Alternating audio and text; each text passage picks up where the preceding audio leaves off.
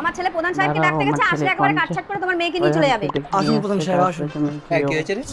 দেখুন না প্রধান সাহেব জামাই কিরম আমার মেয়েটাকে মেরেছে। ওই মেয়েটা আর আমার শাশুড়ি আমাকে চেপে ধরেছে আর ও আমাকে পেটে পেটে লাথি মেরেছে। আমি সময় মতন না এলে আমার মেয়েটাকে মেরেই দিত। ওই মেয়েটাকে? ওই তো আমার সংসারে আগুনটা লাগাচ্ছে। আমি প্রেগনেন্ট বলে আমার স্বামী ওকে ধরেছে। আমি তোমাকে কি এখন বাচ্চা নিতে বলেছিলাম? এই তুই চুপ কর, এদিকে শোন। মাল তো ঘরে একবার রেডি করে রেখেছি। প্রধানকে 5,000 টাকা দিয়েছে তার কে পুরো জন্য। ক্লিয়ার করে দিন, আমি যাতে বিয়েটা করে নিতে পারি। ঠিক আছে চল।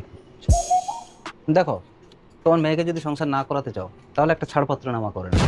বাহ, এই কি আপনার বিচার? সবাই মিলে মারলো আমার মেয়েটাকে, আপনি বলছেন ছাড়পত্র করে দিতে? দেখো, কেস কাতারিতে যদি যাও তোমরা এদের সাথে পারবে না, কারণ এদের টাকা আছে, এরা সামলে নিতে পারবে। তুমি হাসছো? তোমার কত টাকা হয়েছে আমি দেখবো, চলো ময়না। হ্যাঁ যা যা। আরে ও তো ডিভোর্স না দিয়ে চলে গেল, তাহলে বিয়েটা হবে কি করে আমাদের?